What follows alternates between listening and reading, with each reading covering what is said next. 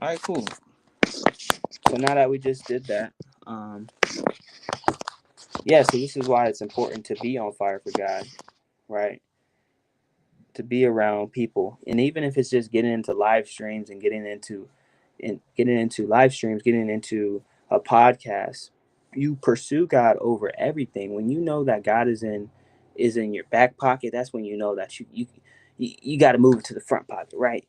That's how important God is in our life. You got to move to the pocket that's up here, right? Because when he's just in the back burner, or he's just hanging out back there, you push him back there like he's not, like the hand of God isn't on everything. One, you're exposing your that human nature, that human error. Oh, we want to do it our way, right? That kind of like the Tower of Babel. We want to exclude God, but we also want to show how brilliant we are, right? Every man has their Tower of Babel. Um, and I've seen this in business, right? And uh, like a MLM business I used to have, and I still have it. The events aren't really for me. You get to know people, and people try to build up their tower, right? Build up their report, build up their status, their fame, how famous. I remember in high school, it was always like, who is most popular kids? Well, it sure wasn't me. And I was very grateful it wasn't me, because with that many eyes watching me at that time, it would have been, it probably wouldn't have been the best thing for my growth with God and what I would need to stick with God. And so, um, to make sure I'm live on YouTube, I'm just going to check status of it real quick on my YouTube, on my end. Mm-mm-mm. Yeah, we live. We is live. And guys, if you haven't already, go ahead and hit that like button. Subscribe if you're enjoying it so far. We are 30 minutes in. We are on fire for God, man. This is the things that will grow your relationship with Christ when you talk a lot about Christ. And you're in the Word of God, building your foundation, and building the true rock, right? Building on top of the true rock. So we are now in chapter 22 in Exodus. Here we go. Whoever steals an ox or sheep and slaughters it or sells it must pay it back. 5 head of cattle for ox and four sheep for a sheep. If a thief is caught breaking in and at night and is struck a fatal blow, and the defender is not guilty of bloodshed, but if it happens after sunrise, the defender is guilty of bloodshed. Anyone who steals must certainly make restitution. But if they have nothing, they must be sold and to pay for their theft. If the stolen animal is found alive in their possession, whether ox or donkey or sheep, they must pay back double. If anyone grazes their livestock in a field or vineyard and lets them stray and they graze in someone else's field, the offender must make restitution for the best of their own field or vineyard. If a fire breaks out and spreads onto thorn bushes so that it burns shocks or grains of grain or standing grain or a whole field, the one who started the fire must make restitution. If anyone gives a neighbor silver or goods for safekeeping, and they are stolen from the neighbor's house, the thief, if caught, must pay back double. If the thief is not found, the owner of the house must appear before the judges, and they must determine whether the owner of the house has laid hands on the other person's property. In all cases of illegal possession of an ox, donkey, or sheep, a garment, or any other lost property about which somebody says, "This is this is this is mine," both parties are to bring their cases before the judges. The one whom the judges declare guilty must pay back double of the other. If anyone gives a donkey, an ox, a sheep, or any other animal to their neighbor for safekeeping, and it dies or is injured or is taken away while it was no one was looking, the issue between them will be settled by taking off an oath before the Lord, and the neighbor did not lay hands on the other person's property. The owners to accept this, and no restitution is required. But if the animal was stolen from the neighbor, restitution must be paid to the owner. If it was torn to pieces by a wild animal, the neighbor shall bring in the remains as evidence and shall not be required to pay for the torn animal.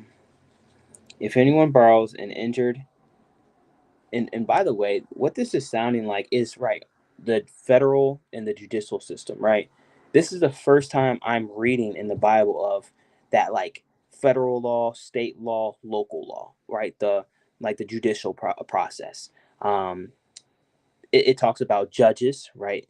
It talks about rules and regulations. It talks about restitutions, which is, owning something back to someone.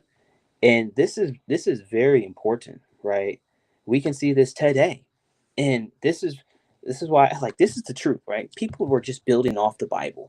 This is facts. This is people were seeing what they were doing here and say, I'm going to take this. This is good. This is law. This helps people not do bad things, not sin, not destroy what others have. This is good. um and the consequences are obviously very extreme, right? If you hit your mother or father, you are to be put to death. Okay, very extreme rules, but we can see how from this period of time it just moved over, to 21st century, because though they kill people for hitting their mother, you still go to jail or prison for assaulting someone, right? And it can be, instead of like death, it could be like probably like a couple years, honestly, for just hitting someone. But if they kill somebody, murder, right? Murder. The Ten Commandments talks about do not murder. If you fatally kill someone, you can have life. Um, they don't really kill many people. I know Texas has that law where you can still kill people. Um, but in this, yes, yes, yes, this is awesome. I mean, reading it is awesome, guys. Getting the context. All right, so we are in verse 14.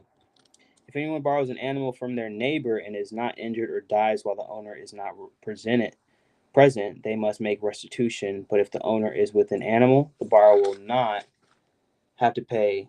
If the animal was hired, the money paid for the hire covers the loss. So now we're going to get into social responsibility. But let's check out verse 22, chapter 22, verse 5. And it says, if anyone grazes their livestock in a field or vineyard and lets them stray and they graze in someone else's field, the offender must make restitutions for the best of their own field or vineyard. So the part where I want to kind of put a spotlight on is from the best at the end of it. It says from the best of their own field or vineyard. Restitution should always err on the side of quality and generosity. So your generosity is giving out of your heart, giving out of what you think is fair. So if your cattle was eating a lot of the grass, maybe like let's say a couple 100 feet, your restitution would be maybe to give a couple, like that same price that would be as the currency back then, like so whatever the currency is, to give that back or even double it. Give generosity. And so I just want to point that out. That was a cool side note. I think that was a nice little seed that we can get from that. Social responsibility, verse 16. If a man seduces a virgin who is not pledged to be married and sleeps with her, he must pay the bride price, and she shall be his wife. If her father absolutely refuses to give her to him, he must still pay the bride price for virgins. Do not allow a sorceress to live. Anyone who has sexual relations with an animal is to be put to death. Whoever sacrifices to any god other than the Lord must be destroyed.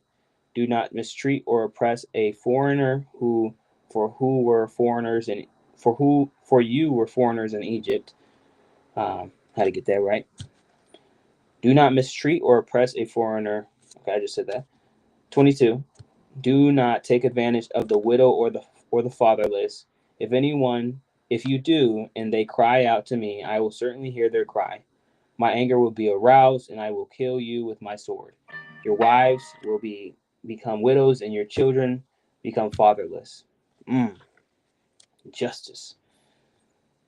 Um, if you lend money to one of my people among you who is in need, Do not treat it like a business deal. Charge no interest. If you take your neighbor's cloak as a pledge, return it by sunset. Because the cloak is the only covering your neighbor has. What else can they say? What else can they sleep in? When they cry out to me, I will hear, for I am compassionate.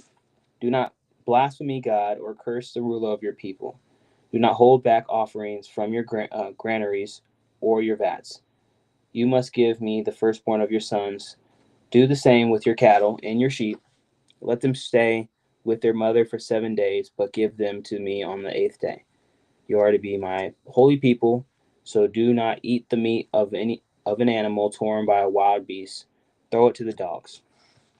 All right, so this is social responsibility, right? The thing that I think that stuck out to me is when when we have when we have a responsibility, we have to be a good steward over what is given to us, right? A good steward means you're appreciating and you're nurturing the very things that were given to you. And it could be like, for an example, it could be just a room, like you were just given a room to live in, or you were given clothes to wear, right? When you get those clothes, you're gonna make sure they're ironed out. You're gonna make sure they're clean, they smell good, they don't got no stain. You're gonna be careful on what you're drinking and eating so it doesn't spill on them. You're gonna make sure you got some coverings. Whether it's a car, you're gonna make sure that car is taken care of. You get an oil change. So you're gonna get your tires rotated. You're gonna learn the skill set of how to change your own tires and change your own oil, because you're like, oh, this saves me money. This is my responsibility. This is my car. I can have I can put that on myself, like my responsibility of getting my oil change. I can do that. If you got, a house, now you have to make sure the bills are paid, the rooms are clean, tidy. It's a larger um, response, right? You have to steward over so many things in this one place, and this is a responsibility to a stewardship over people, right? Over when you're interacting with others, because everything's a network web. It's kind of wild. In my community where I live, we have a like Telegram group chat kind of thing, and all like people are in there, people that live in the neighborhood, and it's like if you do one thing wrong, or if you're like peeking around in our neighborhood, that one person can send a photo into the group chat and then be like, hey, anybody know this person? He's snooping around in our neighborhood. And it's like a web of network of people that are like, oh no, I don't know that person. Call the cops. Hey, I don't know that person. I haven't seen him before. Oh, that's my brother. He just coming home from New York. So don't worry about it today, guys. That's just my brother. And so the responsibility is that we are good stewards over what God has given to us, or good stewards over our responsibility to others, because everybody does have a responsibility to others. If you have been to a wedding, for an example, for the people that are in attendance of a wedding, we are responsible that this marriage is successful, right? That this marriage, that nobody comes in between them two, that when they're arguing and we're in the presence of them, we have to remind them like, hey guys, you're together, right? You are one. You're not, separate. And I'm not trying to separate you guys either. I'm not trying to cause confusion between the two. And so having that responsibility helps the whole ecosystem of people, right? And so just wanted to say that there's some footnotes that are fire. I'm going to read them. It says, chapter 22 and verse 19. 19 says, anyone who has sexual relationships with an animal is to be put to death. That's wild. Like, to even think about doing that. I have two dogs, and if anyone have dogs out here, I'm loving them. I never think of doing something like that. I mean, for when I heard that, I'm like, yeah, they should automatically, like, but now, I'm thinking like, man, death is a little serious. But in this footnote, it says ancient myths and epics describe acts of bestiality performed by pagan gods and demigods in Babylon and Canaan, which is wild to think about. Like, bestiality is, having sex or intercourse with a animal. Like, one, to even have the willingness to do that shows that There's certain religions, pagan gods, false gods that will lead people astray to do wild things like this. You know, that's insane. I never read in my life of God, our God telling us or leading us to do something so absurd. And we can think about it as absurd is because our God just never has asked us to do that or leads us to do that. Um, and so, and also in verse 20, chapter 22, 21 through 27, so that's kind of like the whole social responsibility, but I'll read 21 real quick. Do not mistreat or oppress a foreigner, for you were foreigners in Egypt. So it goes back to, don't forget where you were, right? Don't forget your when you were in the pit, when you were at your worst of worst. Because if you treat people with the knowledge of like, hey, I came from the worst too, like I came from the bottom too, I had to make my way up, God got me up, then you'll come at it more respectfully. You'll come at for like, this person has a story too. But if you always like on your high horse, that's a term that the world says, a high horse has, you are sitting above everyone else. You looking below. Oh, you're beneath me. If you think that people are beneath you all the time, you'll have a reality check when people are starting to turn on you, and when you seem misunderstood, because when people don't understand you fully and you're on your high horse, no one can tell you anything. You think your way is the only way, or my way or the highway. That term as well, that terminology.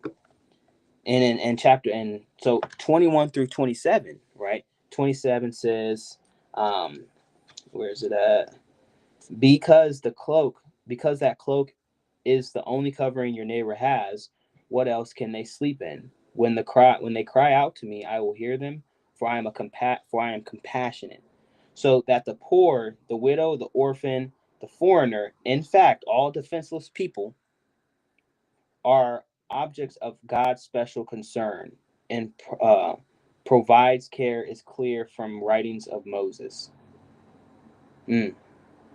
So the orphan, the poor, the widow, and the foreigner. Wow, these are special things in God's eyes. This is what Moses was saying in the footnote. I'm reading out the NIV version, and it gives me a whole bunch of verses I can look deeper into to get more knowledge and understanding from, like Leviticus 19, uh, 9 through 10, Deuteronomy 14 and verse 29, chapter 26, verse 11 and 14, chapter 24, 19 and 21. So I will definitely look into this, because why those people, right? And in the footnote it says, because they are defenseless.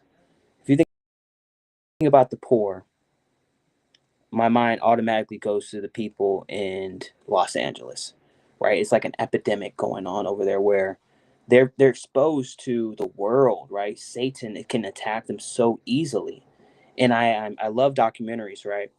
There's this guy that went to Los Angeles, and he was doing real journalism. My father was a journalist, and he did real journalism, and so I kind of know what real journalism is. And he went to Los Angeles, one of the worst areas where Narcan was being deployed, and fentanyl was it's still actively one of the worst drugs that is in freely uh, acquirable over there.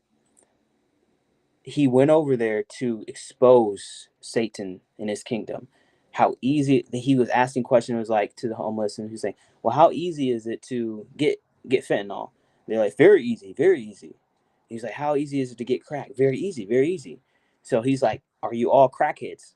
And this one guy, he said, "No, no, we're not crackheads. We're crack bodies." Now it was kind of funny looking at, like, why would you say that? Like, crack body, that is insane to say. Like, it's kind of funny, but it's insane. And that just shows you, like, the accessibility of these drugs that are deadly, fatal. I mean, one overdose of fentanyl and you're done. It's not like, marijuana, or it's not like some of these smaller, you need a higher dosage to have a fatal result from it. And so to have that on the streets so accessibly, I can see, why God would give favor to these defensive people. Think about a foreigner that's going into, like, as American, think about me going to the Middle East, or Africa. Any of these places, I don't know the language. I don't know how to move around. I don't know what not to do, what to do. And of course, you can do research with things like the phone and the laptop, the things that can educate us on, okay, what's the standard of living here? Okay, what is a common thing that we can do to protect ourselves? Or what is the culture of this environment that I am? You can prepare yourself, but you really are defenseless. Like, if anything goes wrong, trust me, those people know people. I hardly know anybody over in Africa. I hardly know anybody in, Europe. And so it's important to, one, know that these are special people in God's eyes. He also says the orphan, right? And we can start understanding, right? Getting this, grasping this understanding that why God loves these people. The orphan is a person who doesn't have a mother, doesn't have a father. They could have been adopted, but they don't have any understanding of where they came from, who they are. Their understanding of who they are and their culture is defined by the household that they're now in. And even some orphans don't have households, right? They're in care of a orphanage, right? Anything can happen in orphanages. There's it's sad, but people get raped in there. People get sexually assaulted. People do drugs in there. They leave outside of the orphanage and are now on the streets because they have nowhere to go. So that's three examples, powerful examples, why you can see why God has favor for these people. And then he also says the widow, right? The widow. Think about a widow. A widow can be a man or woman. You know, your spouse dies, your other half dies. Now, I'm thinking the perspective of my parents, right? Now, this is my perspective that I'm kind of projecting out right now to you all, but they've been married for 28 years. They have 4 kids, a couple businesses, they have a whole life going, and then boom, God forbid, but one drops dead. Now you have to carry the weight of that death. You have to go through some of the stages, the denial stages of death, which is like, you're denying it until you finally accept that they're gone. Like, they're gone. Then you have people texting you, kids, they're hurt. You have to help them out because, you know, having kids, guys, it's one of those things where you get that maternal bond. I've yet to experience it. Hopefully, I will. God will do His will. But when you have a maternal bond with someone, my mom will always see me as her baby, and as well as my siblings. Why? Because we came out of her. Like, we came out of her, and she is our mother. No matter how old we get, they will always treat us like a baby. And so, just think about the weight of being a widow. Like, your spouse just drops dead. You have kids, and this could be at any point stages of the life. It can be tough. You can be have your all of your children can be adults, or you could be all like, babies. Now you have to raise these babies, and it's tough, guys. Financially, it's tough. Think it baby formula. It's not expensive. Diapers is not expensive. Think about eggs. Eggs went up like $3. Now think about baby formula. Think about insulin. People need insulin, and it's so expensive to get insulin. So just think about those small things like baby wipes and all the things that it needs to take to stimulate and clean a baby. It's a lot. And so that's why I believe God favors these people in His eyes, because He's like, these people are crying out to me. They know they need me. They know they need their needs filled. But when things like, for us people that are very fortunate, maybe we do have mother, father, maybe we do have a home, clothes on our back, food to eat. Maybe we are in education systems where we're getting it freely, or even we're using our mind to get a degree and get further in education. And from our mind, we're projecting that we all have it together. We're living our best life. And sometimes we can forget God's in them. He has a hand on your life. He can make you an orphan right now. He can make you a widower right now. He could make you poor right now. God forbid, but this can all happen. Look at the story of Job. He stripped him from everything. Now, of course, Satan had to get permission from God, and so the hand of God was there, stripped him from everything, right? And so,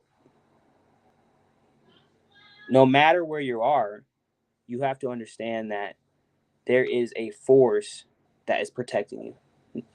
I just believe that the force of God is within this, within the poor, and within the orphans more prevalently. And so, one moment, guys. I believe my mother's calling me. So, actually, you guys probably come with me. It is a live stream, so I guess it is.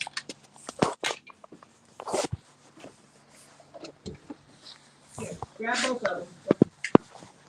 What am I doing? Just keep them in your room for about half an hour. Okay. Come here. Come here. We got the dogs. So, what you want to say to the lion? Y'all heard him. I love these dogs. All right, y'all gotta either sit here or sit there. Really, just sit anywhere.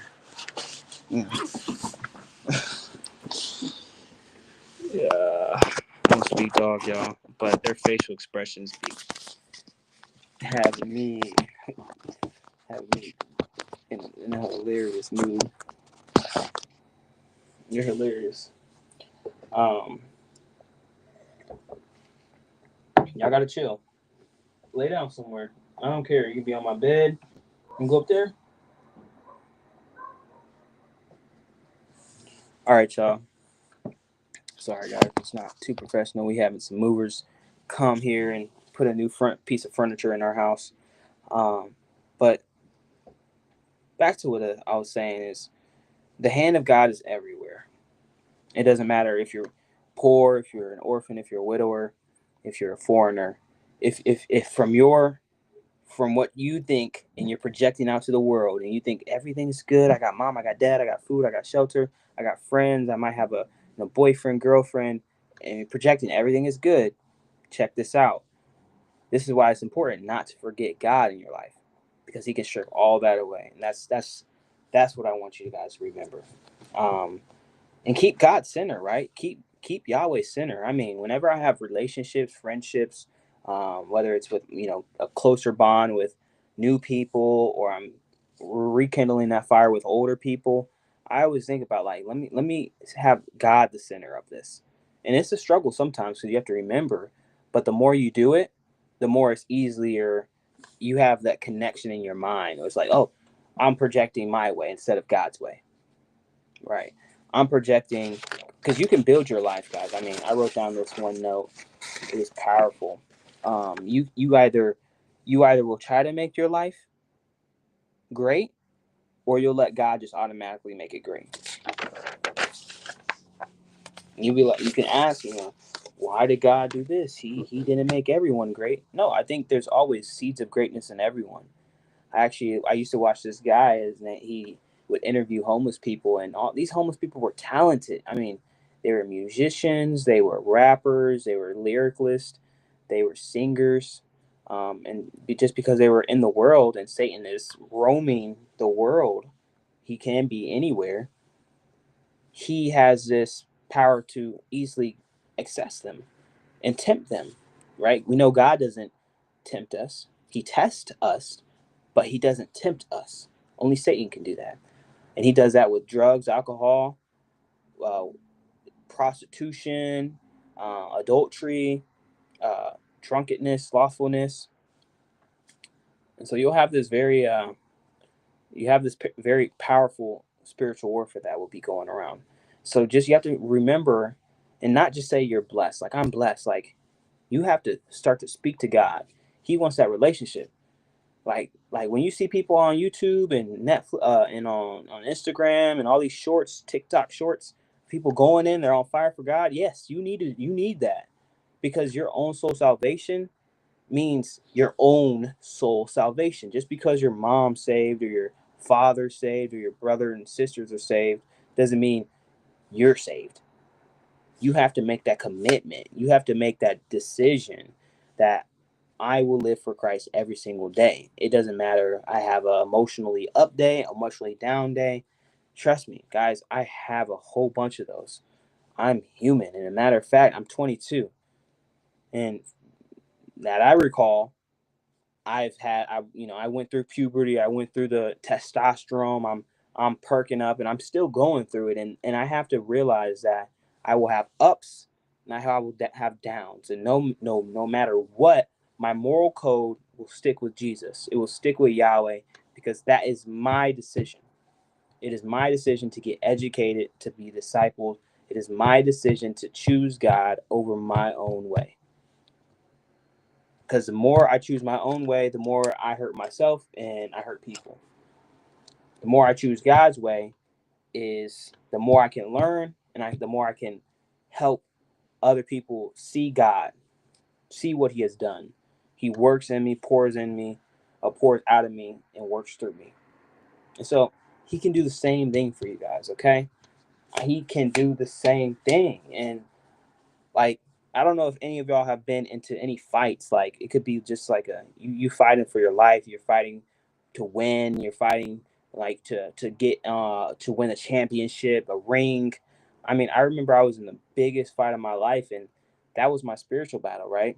Where my soul was going. I remember going into college and thinking, like, as a young 18-year-old, I was thinking, oh, you know, I'm from my perspective, I'm projecting that I got all this freedom. Oh, I can do whatever I want to do. Oh, I can sleep around with anyone. Oh, I can do this. I can drink alcohol and smoke. My parents aren't here. Nobody's watching me. And the people that are watching me, they're foreigners to me. I don't know who they are.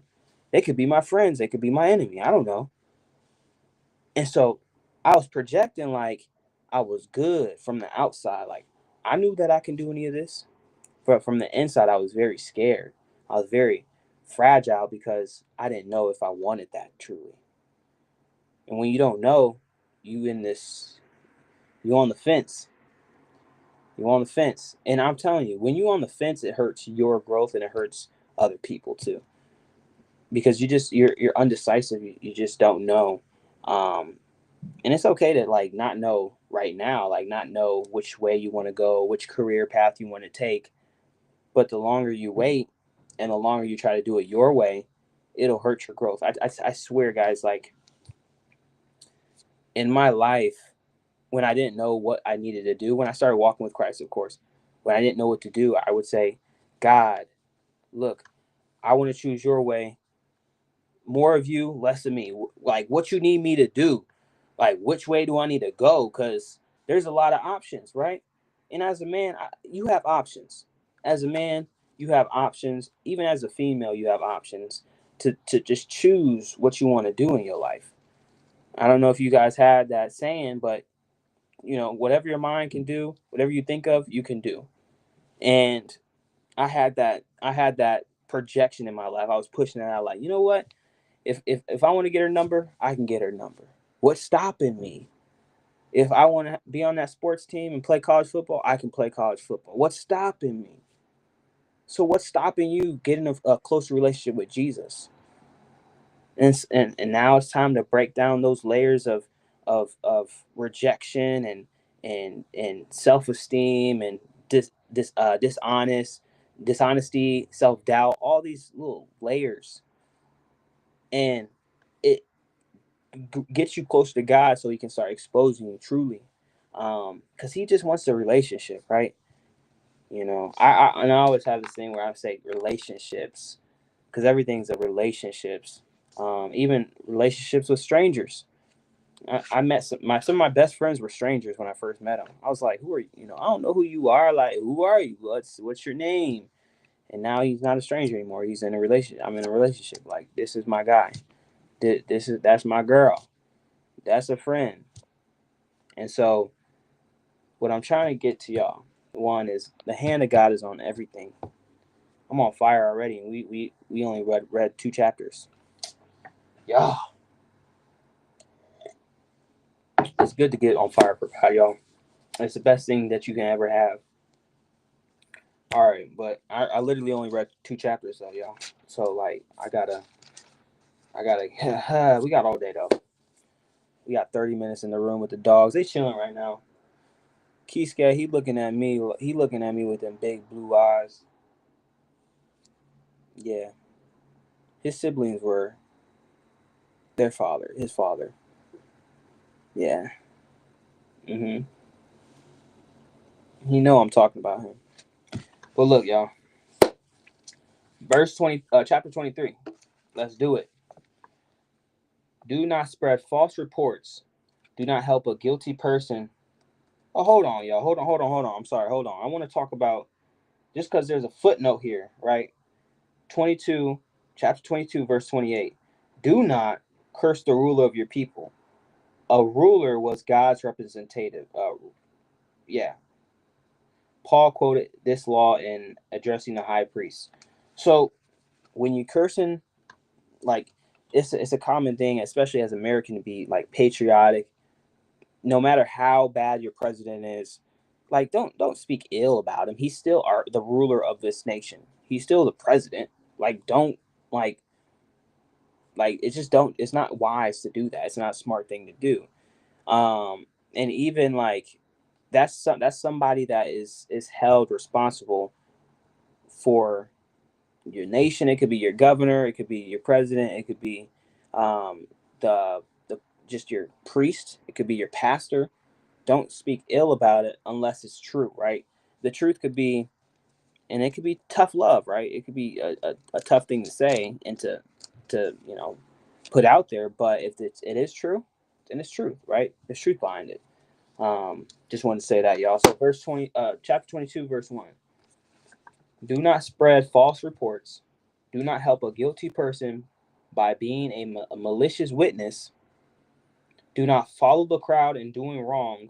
When you give testimony in a lawsuit, do not pervert justice by siding with the crowd, and do not show favoritism to a poor person in a lawsuit. If you come across your enemy's ox or donkey wander off, be sure to return it. If you see the donkey or someone who hates you fallen down under its load, do not leave it there. Be sure you are to help them with it. Do not deny justice to your poor people in their lawsuit. Have nothing to do with a false charge, and do not put an innocent or honest person to death. For I will not acquit the guilty. Do not accept a bribe, for a bribe blinds those who see and twist the words of the innocent.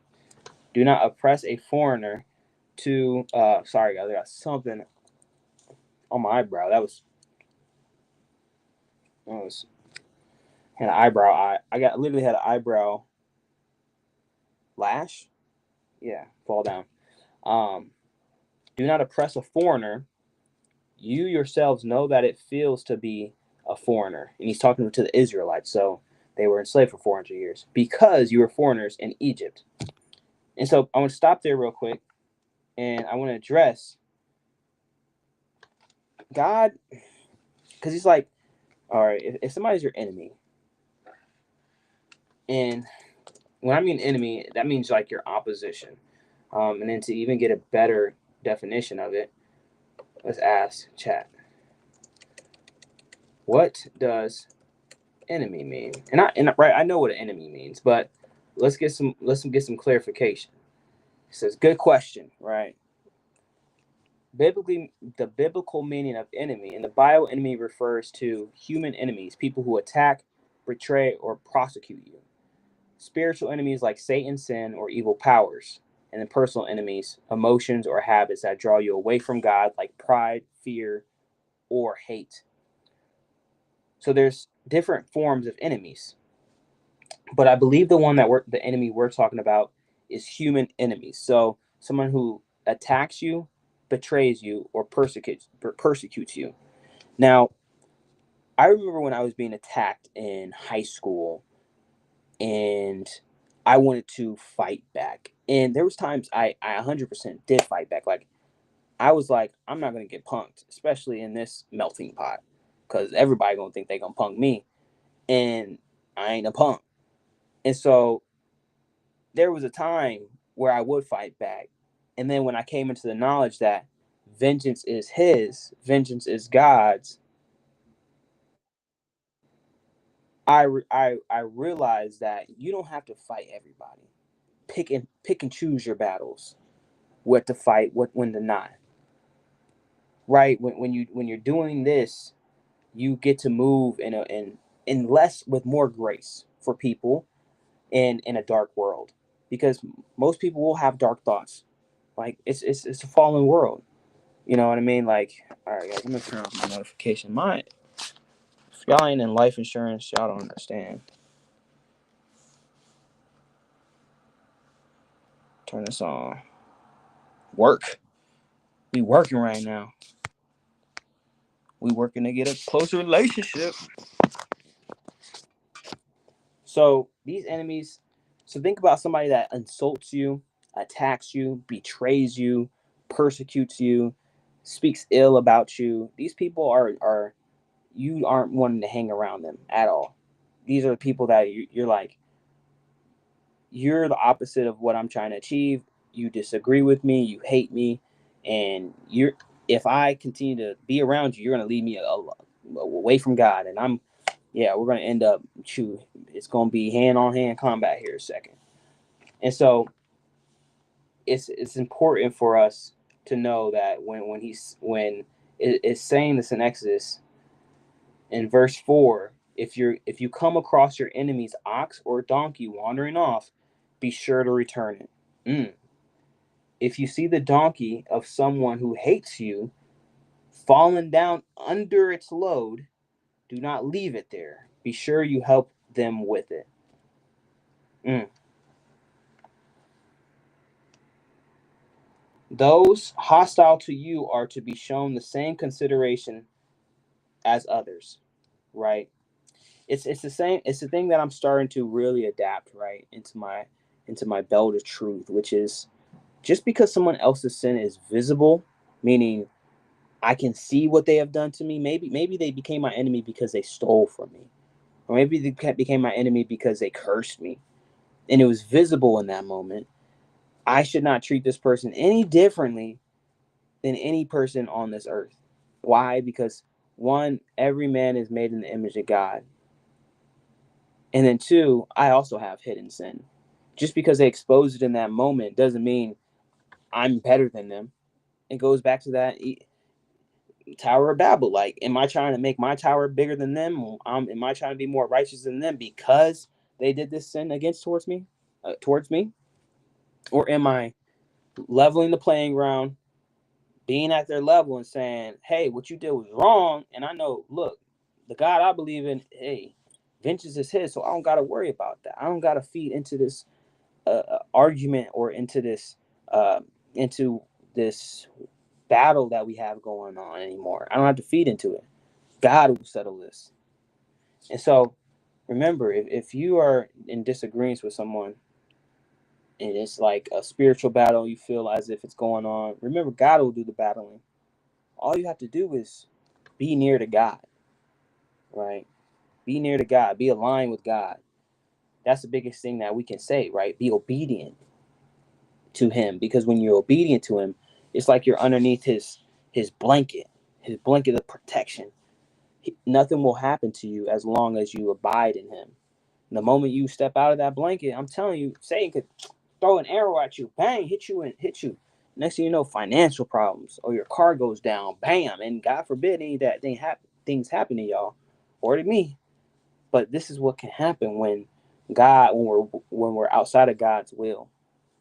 So now we're going to talk about the Sabbath law. So this Sabbath was, again, God created the earth in 7 days, and on the seventh day he took a rest.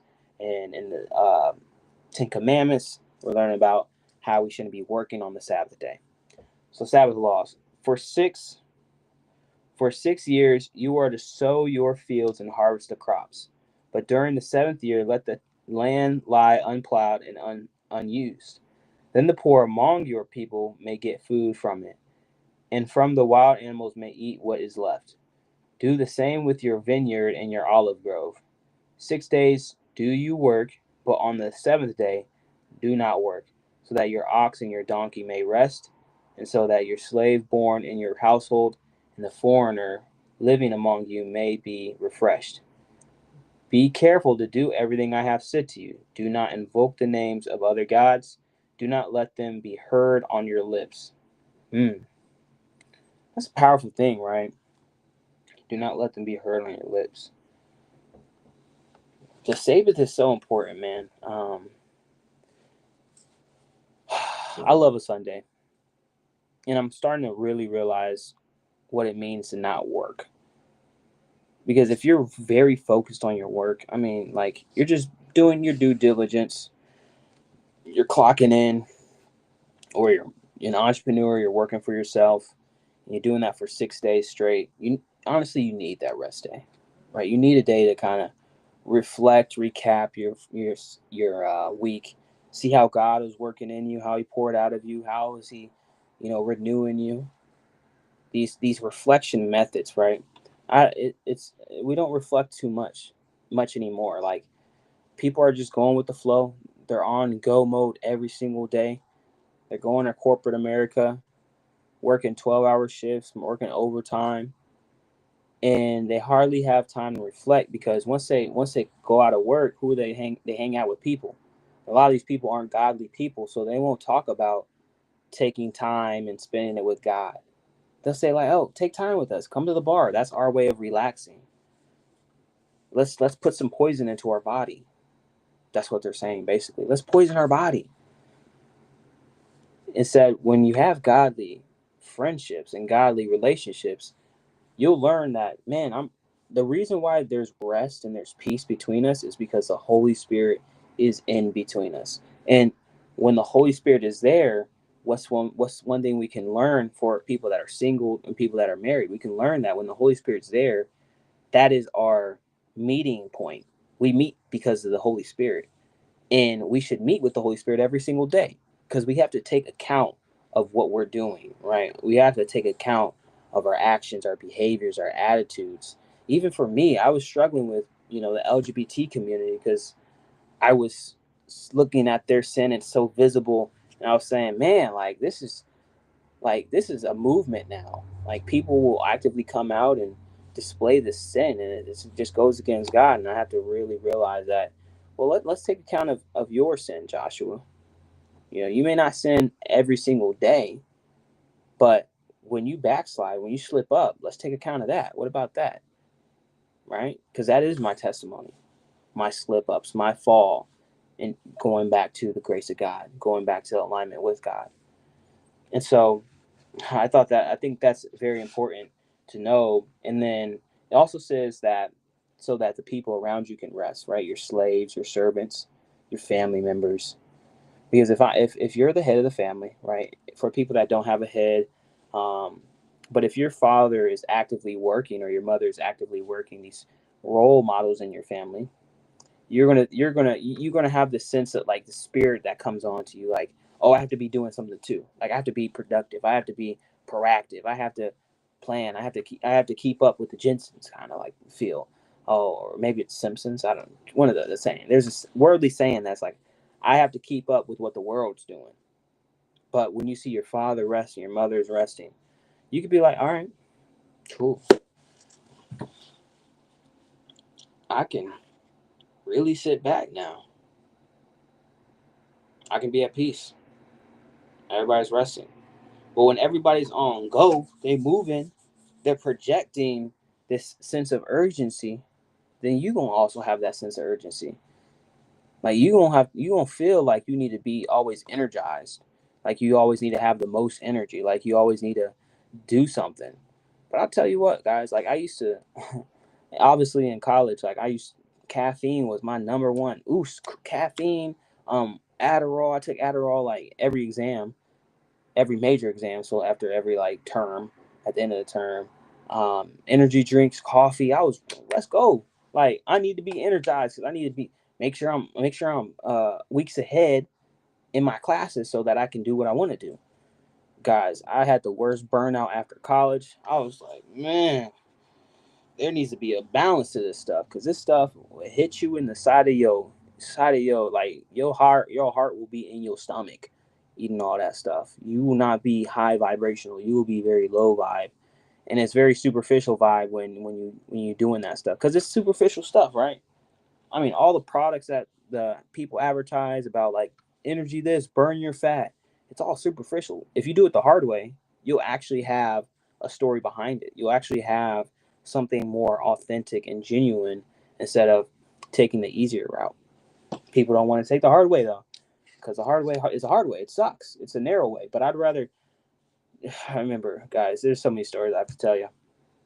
But I remember when I was going cave diving. I didn't know I was going cave diving. I was with a friend, Timothy, and we went to the caves local to us, about probably an hour east of us, and we drove up there. It's us, just two brothers, and we go there. It's like, oh, nice, I haven't been here in a while.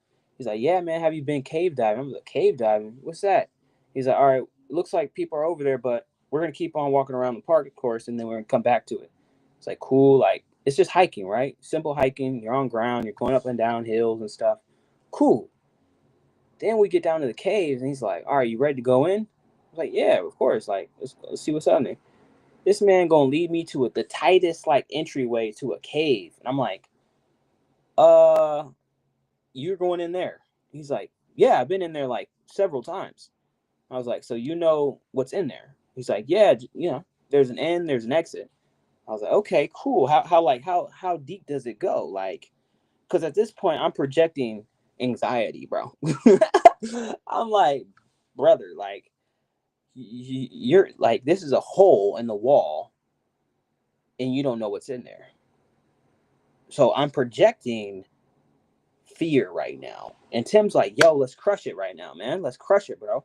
And I'm like, all right, cool. But let's be cautious though. And he's like, bro, I've been down here. Like, just follow me. And he starts going in there and he's like, are you ready? And I had that decision right there to say yes or say no. And so I said yes. Cause I'm like, to miss out on this opportunity to conquer my fear, and I could conquer my fear. I could project confidence. I could project utterly trust in God, or I could fall to my insecurities and anxieties and all those feelings, and oh man, I'm not up to this, and really just be a wussy for me. You might describe it in different terms, but I'm gonna say wussy because you have this challenge, right? And you have this opportunity to break that challenge. Now, is it fully there? Will I go out there very confidently and say, hey, I'm going to cave dive today? Not with a smile, probably, but I may have that thought. And I might, the next time I go to a cave, I'll be like, you know what? I did it before. I can do it again. And I went in there and I finished it. We didn't hit the all the way in it, but we were super deep in it, to the point where it's like we spent probably an hour getting in there. So we had to spend an hour getting back. And I'm like, bro, my phone, because we didn't have no headlamps. We were crawling through the space with our phone in our hands. So it's like that. And so, and we had to go up. There's a whole video on it, guys. I might post it, I might not, but it was a wild video, wild experience. But the fact that I was able to conquer that fear shows that God is real. Because when you project confidence, when you project that that God will have your life in His hands, and there's a hand of God playing into your life, that's when you overcome the obstacle and the fear that breaks you down, of like, oh, I'm anxious. Oh, I'm insecure. Oh, I don't think I'm ready for this. Oh, I don't think I can. I think I'm claustrophobic. Because all that is seeds of doubt, seeds of this belief that Satan has planted in you. But when you have the hand of God in your life, you can boldly move forward with courage, and that's what I did.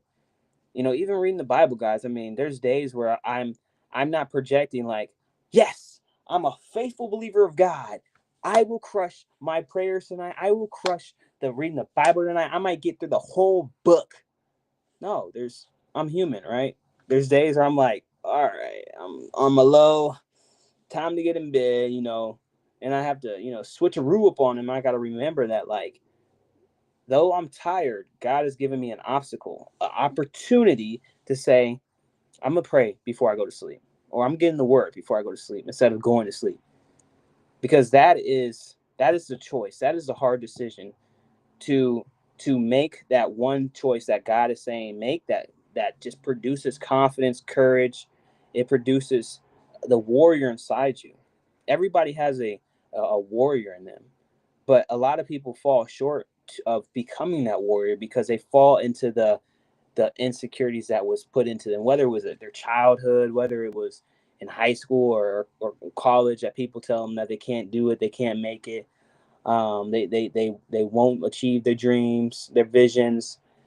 When you fall into that and not what God says about you, not what He has been pouring into you, then you fall into not becoming what you're fully supposed to be. I know that I have that part of me. I'm human, and I know my testimony, but I know the blood of the Lamb gives me courage. Because when Jesus was walking, he wasn't walking with insecurity. He was absolutely 100% God. He was walking with boldness that he wasn't going to be here forever. He wasn't just going to be in flesh forever. He was going to be here for a certain point of time, and he had a mission to do. Each and every one of us, we don't know the time that we will be gone. We don't know when God will call us up, but we know that the choices that we make now, the attitudes that we have now, the habits that we're practicing will bear fruit. And it's up to you to say, hey, you know what? I want good seeds. I want good seeds in my garden. My garden is my mind. And so when the fruits bear, are they going to be good fruits? Are they going to be, apples and oranges and grapes? This good fruit, or is it going to be, I don't even, something bad? Weeds. Is it going to be weeds of negativity? And so, even though we're human and we have a heart that is scared, and we don't know all the parts of our heart, we know that the Holy Spirit projects his confidence. It projects courage like a warrior. He's on fire constantly. And you, as the believer, you have a choice. Every single day, you have a choice of whether I'm going to fan that flame or I'm just going to let it go cold. And it's a cold world out there. When you let that fire go cold, you're gonna start realizing, you're gonna start shaking, you're gonna start trembling. Am I gonna die? Am I gonna eat today? Am I gonna have any clothes?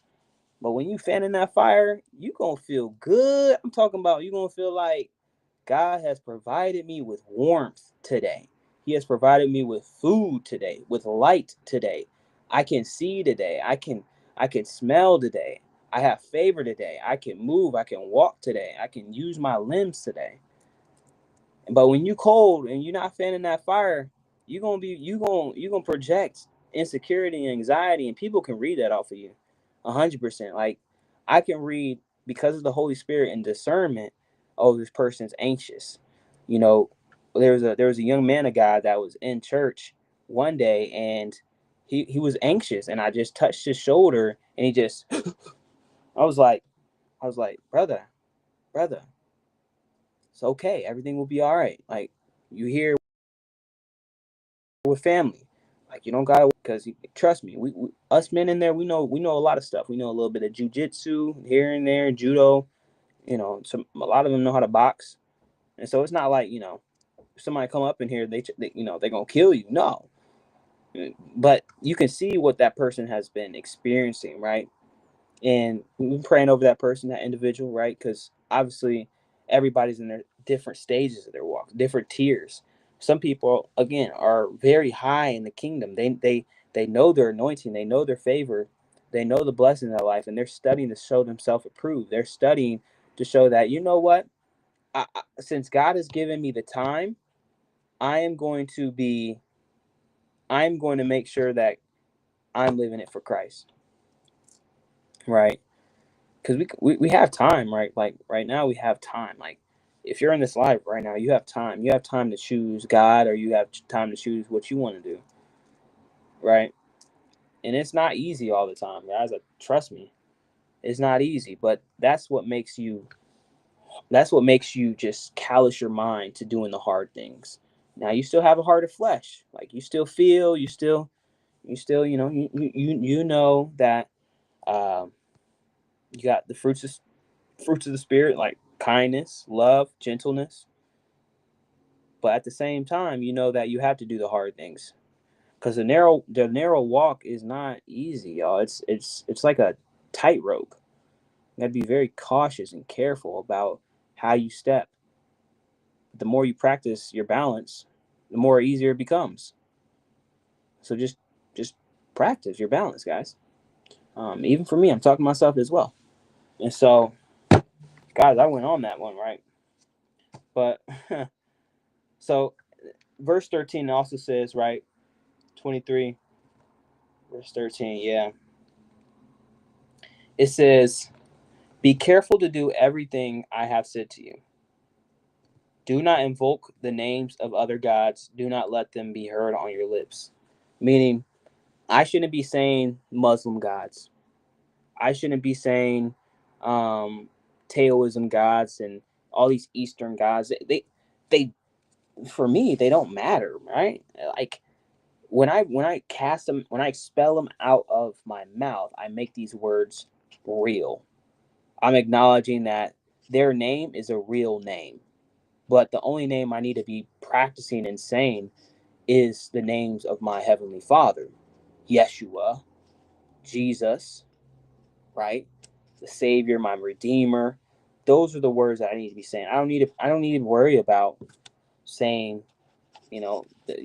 all these other gods' names, these pagan gods. See, they have no relevance to the Almighty. They have no power to Almighty. But when you speak stuff, the word talks about there's the power of the power. There's power in the tongue. So when you speak stuff and make it real, well, when you speak stuff, you make it real. You make it come to life, and not come to life in a sense of like, okay, now they're here, but come to life as like you just given that word motion to move around in your brain to and that's power, right? I just yeah, guys, I don't know what's up with me. I just be like snapping stuff. I need to like be exhausted one day. I have a lot of energy, guys, as you can tell.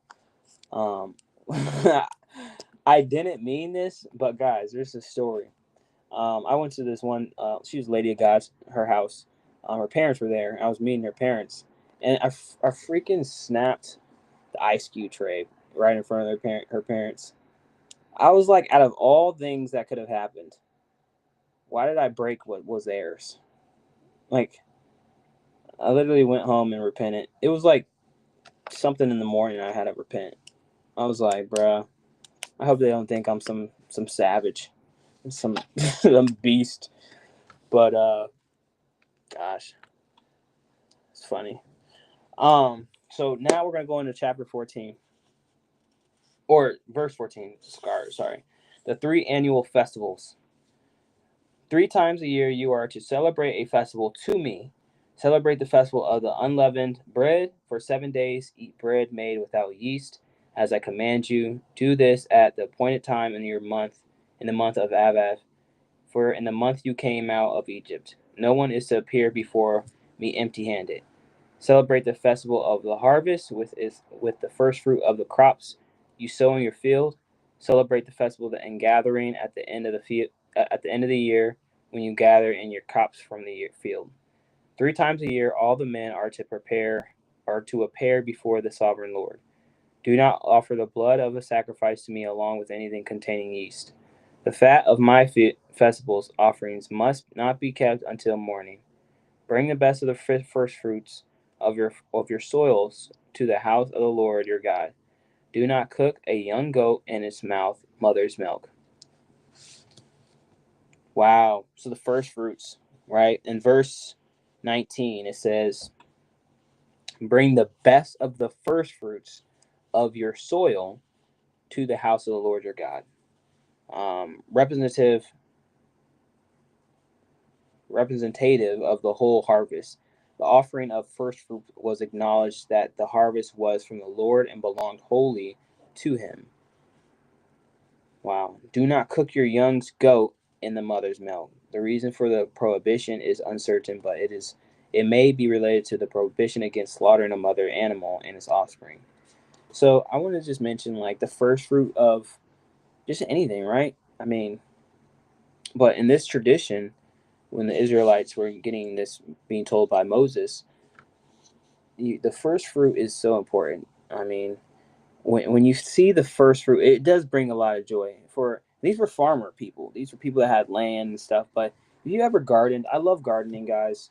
I think there's something powerful when you just get your hands in the soil. You just feel like you're part of Mother Nature, like you're just part of the earth. And when I'm when I'm down toiling and I see I see like a eggplant or I see a tomato, I'm like, yes, like let's go. Like there's about to be fruit because it's like when you haven't seen it and it's past the time of where it was supposed to bear, then it's like emotional roller coaster. Now you down. Now you like ain't gonna be much fruit today. Ain't gonna be much fruit for this month. But when you see it, you know it's there, and I just rejoice. I give thanksgiving because I know that there will be more. There's more to come, and God says, "Bring the first fruit," meaning bring that joy that you had, but bring the fruit, but also remember the joy that you had when it came up of what God provided for you. Right? When God provides for you, it's just you can't always explain it. It's just Thanksgiving. It's just joy. You're just grateful and you're full of gratitude that this happens. And God is saying, bring that, right? Bring what you have harvest, the first one, because this is what I did for you. All right. All right. So I forgot my dogs are in here. Hey, Layla. I totally forgot my dogs are in here, man. She's chilling though. Hey, you gotta hold on. Here he come. You see, I like when they understand me. When I'm talking and I'm on fire, they don't really talk much. When I'm touching on them, they get jealous of each other. They like, don't be touching her, don't be touching him. You need to touch me. But yeah, we gotta wait. Gotta wait. I think they're still here, the mover people. So they gotta wait. Um. So yeah. So now we're in verse 20. See, I am sending an angel ahead of you to guard you along the way and to bring you to the place that I have prepared. Pay attention to him and listen to what he says. Just do not rebel against him. He will not forgive your rebellion, since my name is in him. If you listen carefully to what he says and do all that I say, I will be an enemy to your enemies, and I will oppose those who oppose you. Mm.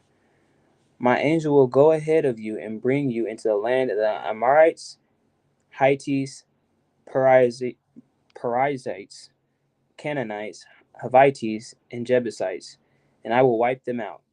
Do not bow down before their God or worship them or follow their practices. You must dem- uh, demolish them and break their sacred stones to pieces. Worship the Lord your God, and his blessings will be on your food and water. I will take away sickness from among you, and none will um, miscarry or be barren in your land. I will give you a full lifespan. Mm. I will send my terror ahead of you and throw into confusion every nation you encounter. I will make all your enemies turn their backs and run. I will send the hornet ahead of you to drive the Hivites, Canaanites, and Hittites out of your way. But I will not drive them out in a single year, because the land would become desolate, and the wild animals too numerous for you. Little by little I will drive them out before you, until you have increased enough to take possession of the land. I will establish your borders from the Red Sea into the Mediterranean Sea, in the desert to the Euphrates River. I will give you into the hands of the people who live in the land, and you will drive them out before you. Do not make a covenant with them or with any other God, Do not let them live in your land, or they will cause you to sin against me, because they worship of their gods will certainly be a snare to you. So he's preparing them. Preparation. Talk about a season of preparation, right? Oh, a season of preparation. Y'all, there's a couple things I want to break down in that verse. Sorry, Layla. There's a couple things I want to break down in that verse. Um, First, the subtitle is called "God's Angel is to Prepare a Way," and it talks about how you should listen to Him because He is made with my name. Do not rebel against Him. Listen to Him. Obey Him, for He is sent by me. One thing I learned about when we disobey, when God sends His people or His creation to you to warn you, is there's signs and wonders, but then they lead to disgrace. They lead to an act to where He can't forgive you anymore. He can't give you any more times, any more chances, because no man knows the time that they will go, right? God can only give you so many signs. Hey, you're living wrong. Hey, you're living wrong. Hey, you're living wrong. Hey, you're living wrong. Well, I warned you. I gave you multiple signs. Hey, you didn't live right, and now it's your time to go. Now it's your time to go. And so, can you really say that God isn't just? He gives us so many times, and just because a human mind can't understand when we go, when we should start living right, we don't know. And so we think we have time, and we don't have time. We don't have time. And so sometimes, guys, I even, because I know that I don't have time, I sometimes project like urgency. Like I'm, right? If you look at like a lot of relationships, my parents got married when they were like 18, something young. One of my best friends, he's 18, his wife is 22, my age. They're married. And my other friend, they're about to get married. They're engaged, and they're 22. And so there is a sense of urgency, to be, of course, married and stuff. But in the other sense, it's like God is preparing a way for you. Obey Him, His instructions, and He'll give you your heart's desires. Whether it takes a year or 2 years from that set time that you asked or you came into agreement with God. So that's one thing I want to point out, right? That you need to obey God, and whether it's from, obey God in general, like period, period. But he said, do not bow down before their gods or worship them or follow their practices. You must demolish them and break their sacred stones in pieces. Worship the Lord your God, and His blessings will be on your food and water. I will take the sickness away from among you, and none will be miscarry or be barren in your land. I will give you a full lifespan. That promise is so juicy right there. It's like this is the meat, y'all. Like that's juicy for real. That's like a steak. When I bit into that right there, that y'all see, I had to take a sip of water. I had to get my lips ready because I'm like, man, that was good. Because he's saying, if you're worshiping me and you do what I say, demolish these gods and their sacred stones, and we've seen people that have stones nowadays. You demolish this stuff, I will reward you with a long life, a full life. You won't be barren, no matter what your history was. Like, look at Sarah. She couldn't bear children, and then she bared Isaac. Come on now. God does miracles. I will give you food and water. I will bless your food and water, meaning, look, your food will be good for you. You have all the nutrients, micronutrients that you need. Don't even worry about it. But you must not serve these other gods. You must not fall into worshiping them. So that's the second thing I want to mention, right? And then I want to say up this too. 33, right? 33. Or we'll start in 31, verse 31. I will establish your borders from the Red Sea to the Mediterranean Sea, and from the desert to the Euphrates River. I will give you into the hands the people who live in the land, and you will not drive them out before you. Do not make a covenant with them or with their gods. Do not let them live in your land, or they will cause you to sin against me, because the worship of their gods will certainly be a snare to you. Right? What's a snare? Well, let's look up the term for snare, right? Just so that we can all, be in agreement of a snare. But into what my understanding of a snare is like a trap that takes time to get out of, right? Think of a bear trap. You get hit with a bear trap, boom, it's gonna take you a minute, and you're gonna be in worlds of pain, and it's gonna take you a minute to get out that trap. So the simple definition is a trap used to catch an animal or a person. In the Bible, a snare often means a dangerous trap set by the enemy, or anything that pulls someone away from God. So biblically, a snare could be a temptation, bad influences, sin traps, enemy tricks, idols, fear, and destructive habits. So these things are something that pulls you away from God, right?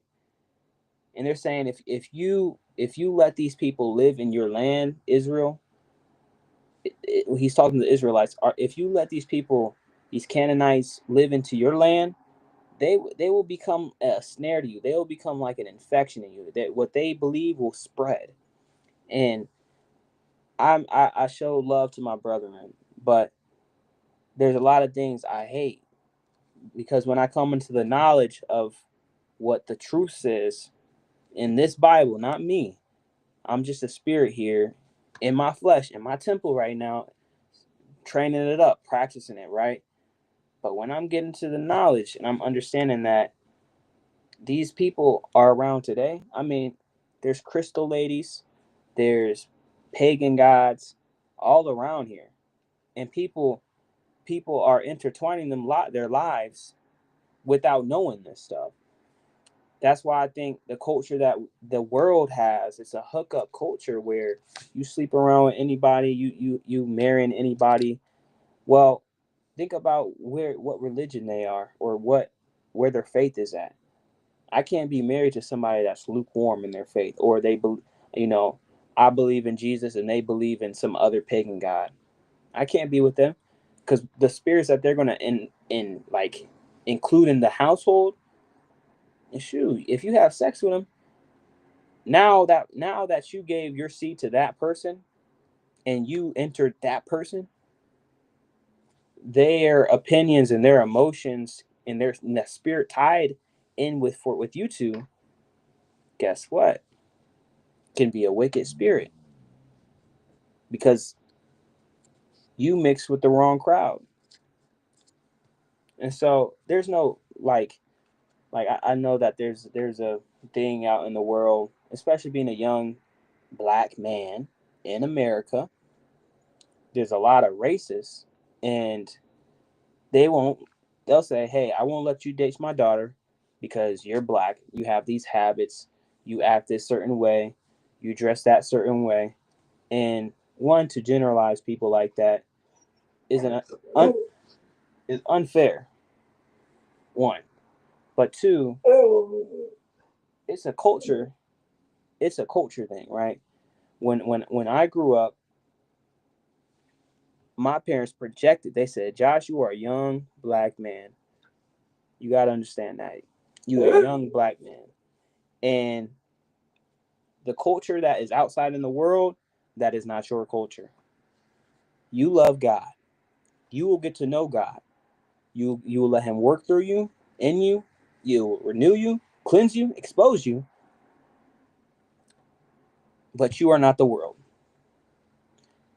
And that gave me so much hope, because I didn't see from the lens of the world. Like, I didn't see like, oh, just because I'm black, I can't date people outside my race, or I can't have white friends, or Asian friends, or Mexican friends. I never had that perspective, but and that was something that it was a revelation for my parents to give to me, and I will give to my kid. And so when you adopt the perspective of holy people, you tend to have a holy outcome. But when you intertwine with wickedness, I'm telling you, you're gonna be in a world of pain. The Bible says, it says, verse 33, do not let them live in your land, or they will cause you to sin against me, because they worship their gods will certainly be a snare to you. They will be a snare. They will be a temptation, a bad influence, a trap. They have enemy tricks, idols, fear, destructive habits, right? When you're around a lukewarm Christian, and a destructive habit to you for your walk as a Christian or as a follower of Christ is just them saying, "Hey, yeah, I'm a believer." And you ask them, "Hey, do you open? How many times you open your Bible?" Actually, I could do better than that. Okay, there's a grace to that. Do you pray? No, I don't pray. I haven't prayed yet. I haven't prayed in 6 months. Okay. Do you go to church? No, I don't. I don't go to church. I can't do church. All right. What do you do on the weekend? I work Monday through Friday. I go out to the bar with my friends, hang out. Okay. All right. Like that will lead you away, right? Now, and that's why it's so important to not be around people that will do those type of things on your walk, because it's a hindrance to your faith as well. But when you have people they love the Lord, they love God, they project the fruits of spirits, kindness, peace, gentleness, respect, their understanding. They seek to know more about you. They seek to know more about Jesus. They seek wisdom, whether it's worldly wisdom, but more importantly, godly wisdom. They seek that. Those are the people that you want to keep close. All right. Those people that you want to keep close. So just want to point out those three. And then also, I want to say this, because this shows that we shouldn't be in a rush, right? It says, I will send, in verse 27, I will send my terror ahead of you and throw into confusion every nation you encounter. I will make all your enemies turn their backs and run. I will send the hornet ahead of you to drive the Hivites, Canaanites, Hittites out of the way. Verse 29 is more specifically where I wanted to go. But I will not drive them out in a single year, because the land would become desolate and the wild animals too numerous for you. Little by little, I will drive them out before you until you have increased enough to take possession of the land. So he's saying, you guys aren't numerous yet. I can't give. I have promised you all this territory. I've promised you, but you have not unlocked it yet. You have not unlocked the new territory. You first have to follow the instructions of the angel of the Lord. You first have to follow the instructions of what God is saying. Why? Because when you follow it, it's just like steps. All right, you got the first step, now the second step, now the third step. And when you follow these steps, you'll hit the end eventually. But you can't jump from ground floor to first floor. At least not from my experience. I've tried it. I think I've only made like 3, 4, 5 steps before. What am I capping? I was an athlete. Probably 5 max, 6 max. Okay, guys. I wasn't a hell of an athlete. I was a decent athlete. And so probably like 5, 6 steps. And so, but not a floor, guys. I'm not, yeah. Okay. Not a floor. But when you understand that God is doing this for them, because they're not numerous yet. Let's say they attack, a nation of the Canaanites first, and then the Hittites, and they lose, 50,000 men, and they're not ready to go to war. Well, guess what? If they war with the Israelites, they're not ready. And so, God's doing this. He's not denying them the land. That's something I thank you, Holy Spirit. He's not denying the land. He's not saying, hey, like, I'm not denying your blessing. He's saying, hey, I'm delaying your blessing so that you can fully enjoy the blessing. But I have not denied you, saying, hey, yeah, you won't be able to have this land over here, that land over here. He said, you can have it all if you follow my instructions. But this is how we're going to proceed with it. This is the instructions that I'm going to give you. All right. So with this being said, y'all, like that's like 3 notes, right? Um, yeah, he said, verse 30, little by little I will drive them out before you until you have increased enough to take possession of the land. So until you have enough to take possession of the land. Because it takes a lot of energy, a lot of effort, a lot of attention to fight. I mean, you got to be focused. You got to be dialed in, and you're going to lose some battles. There's battles you're going to lose. Um, and so, oh guys, welcome to my life. Welcome to my life. I wonder if I can flip my camera because I want to show you guys this. Hide camera, video settings, maximize. Uh, Video settings, front camera, boom, boom. Okay, things might be backwards. What? Why is it inverted? That's weird. Oh, it's still inverted. That's weird. Okay, hopefully you guys can read this straight. But this is the 40 I ams, right? This is something that has helped me just know who I am, my identity, every day. Sharpening that axe, sharpening that sword. And this right here is a prophetic declaration for men, fathers, and sons. Now, my church purposely did this one for us men because if you don't know what you are, who you are, how will you know what God has promised you, right? How will you know that He has already given you territory? You just got to be patient. You got to be willing to press in when you need to, but also be patient when you need to.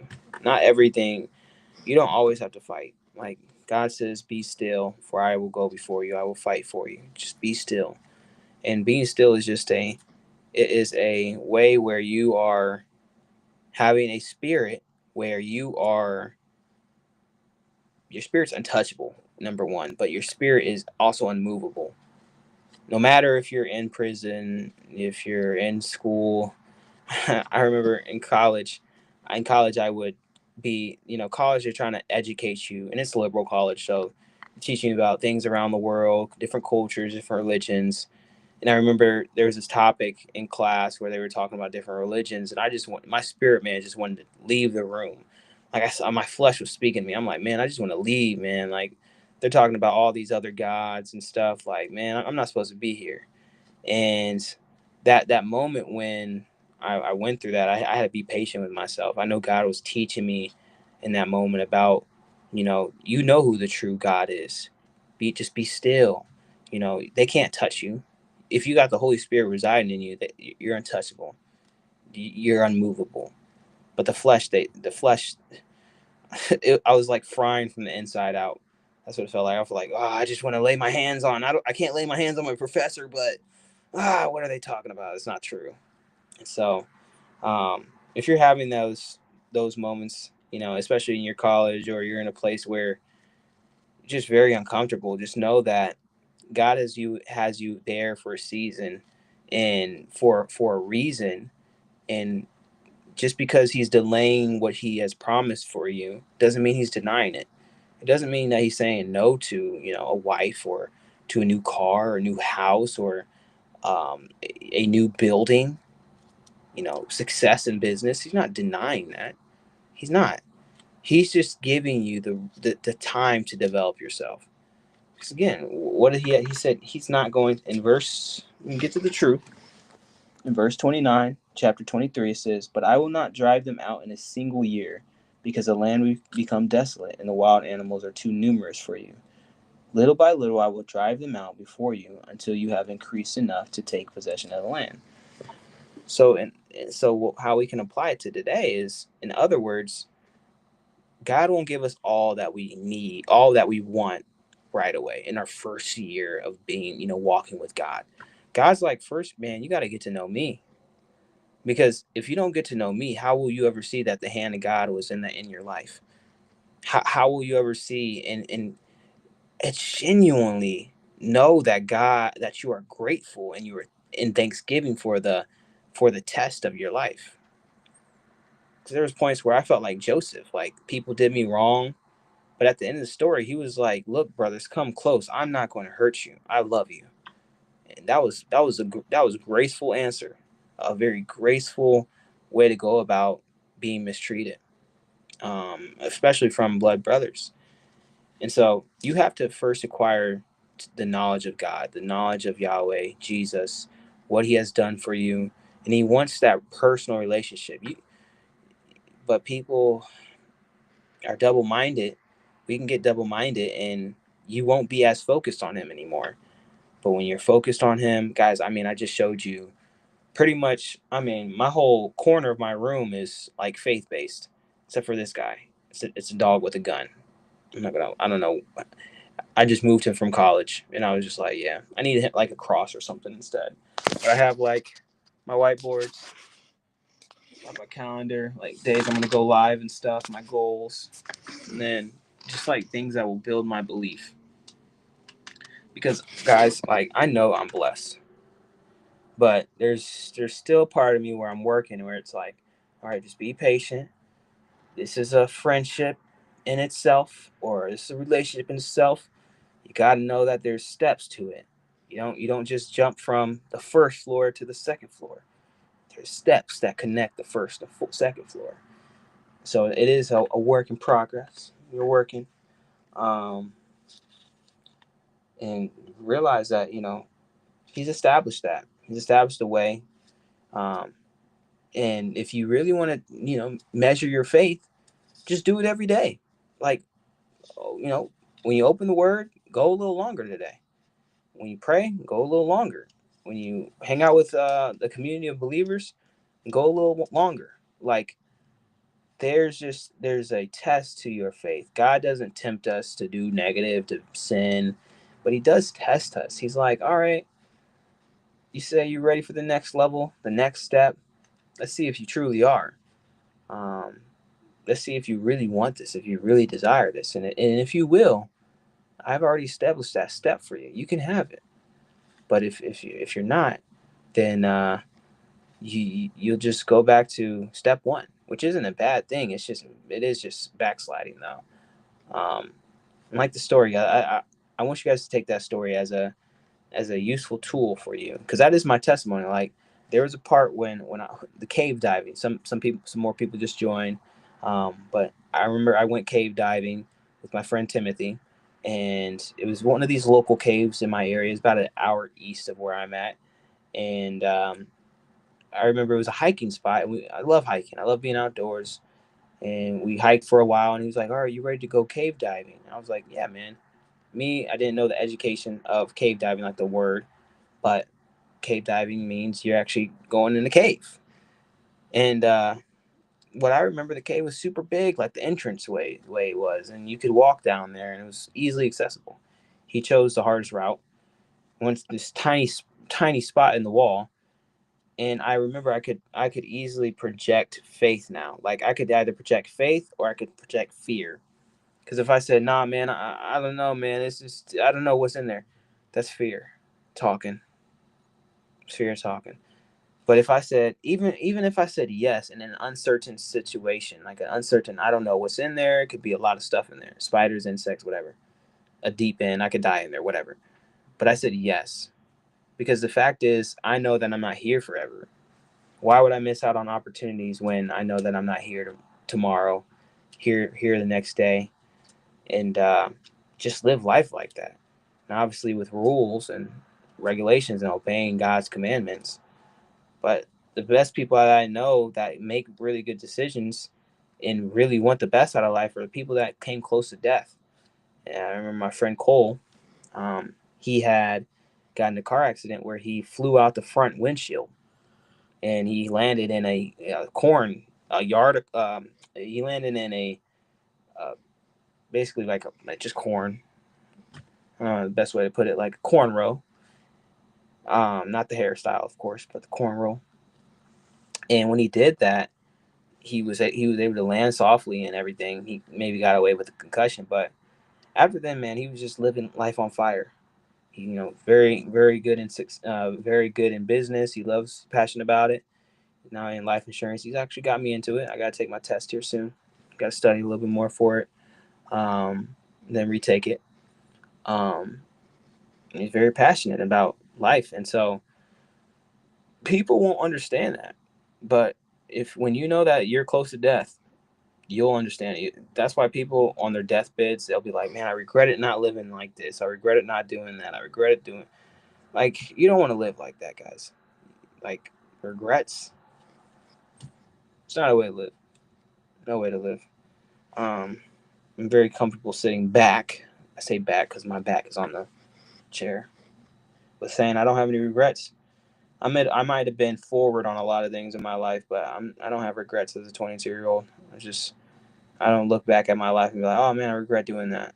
I was bold. I'm bold. And if people can't be around a bold person, somebody that's fired up for God, um, then you got some maturing to do. Hopefully, I see you in heaven. All right, guys. My dogs are out. I'm not out though. I'm out of water though. I'll take y'all with me because really, this is just like an IRL vlog. IRL. Look at them. Shaky. Yeah, sorry, my room looks like an explosion in here. It tells a lot of story. I'm trying to get all my winter clothes out and put my summer clothes out and put my winter clothes away. Oh,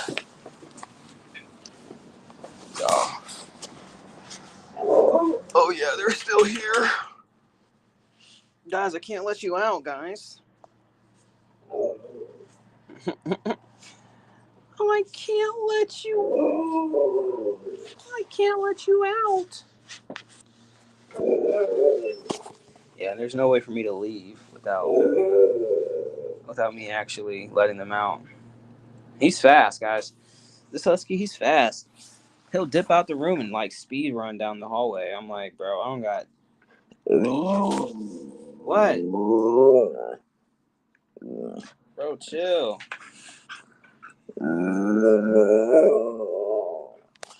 See, he wakes me up every single day to this. Like, he'll sit right by my bed and just like, and I'm like, man, just the hand of God is on him, right? The hand of God, he's made perfectly how he's supposed to be. That's the wild part. Like, he has no free will.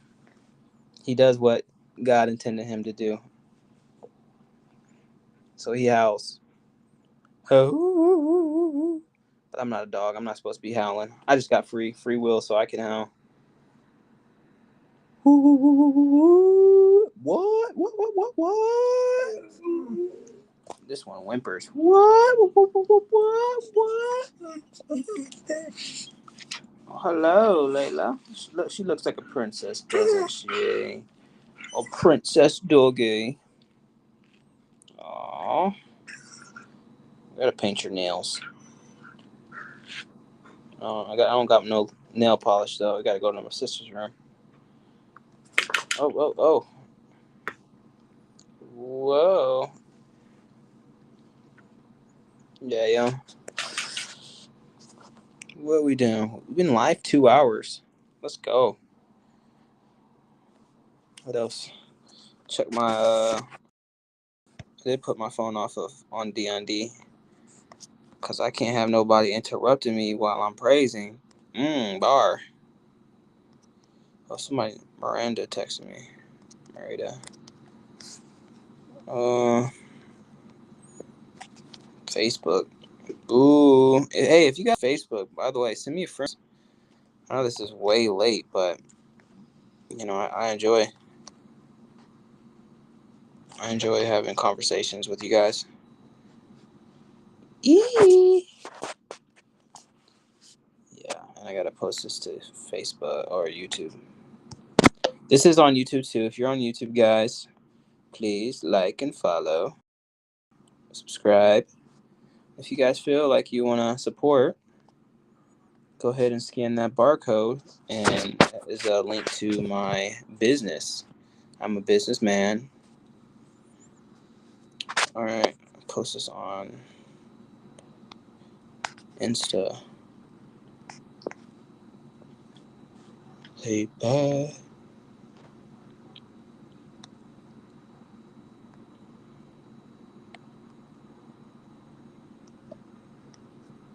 Mm. Mm. Here we go.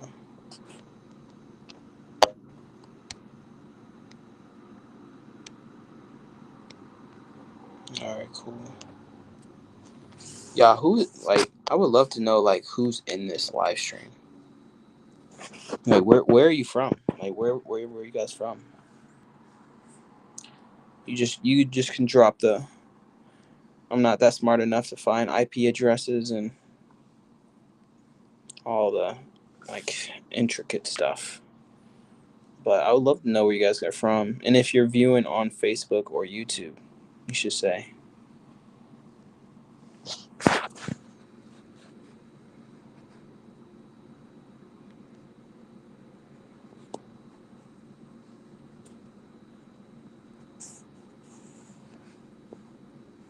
Mm.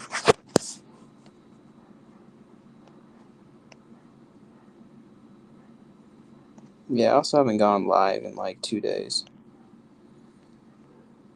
which something I'm learning is there's some.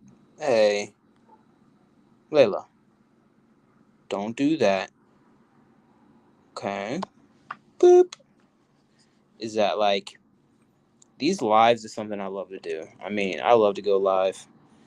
Obviously, the center of this live is for me to talk about the Word of God, but you also guys get to know more about me. And there is, lower viewers. But one thing that I realized is that this is just another expression of who I am. I just like to do this stuff, post stuff. And you never know who it helps.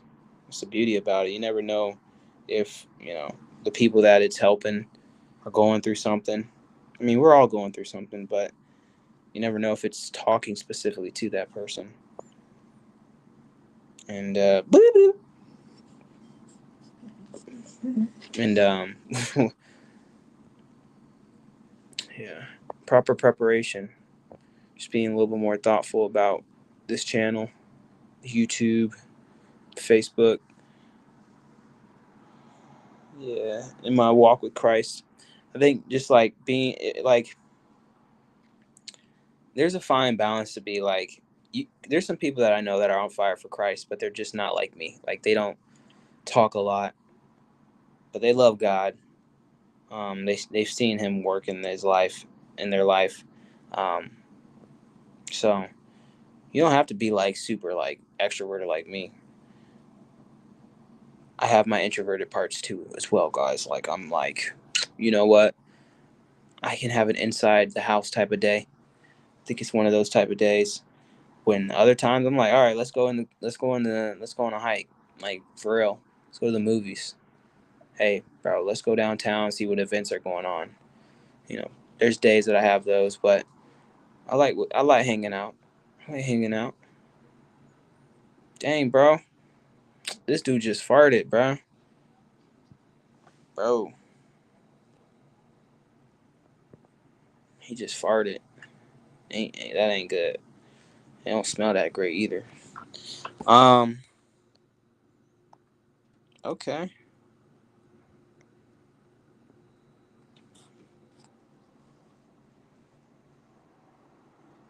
Okay. Yeah.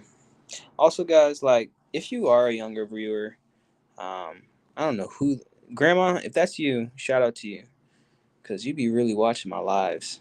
But 2 hours of my lives, Grandma, shout out if you watching 2 hours. I don't know if you watching 2 hours now. I think you do something else. But if you guys are younger, like my age, 22, and you really are trying to find Christ, just grow closer with him. I mean, it's the thing my pastor always says, you got to stir up your faith. If your faith is to, if you're praying to get closer to God and for him to help you with answers, well, the first thing you have to do is have that relationship with him. Right? And my thing is, like, I have to stop rushing people to try to get a relationship with them. So either they want it or they don't. And I take my foot off the gas pedal with some people. Grandma, if you're watching this, you might know. You might not know. If you don't know, I take the gas off the pedal, or I take my foot off the pedal, because I just don't want to spend all my time when people aren't truly loving God. Why spend all my time? Somebody else down the line can talk to them about what I've been talking to them about. Yeah.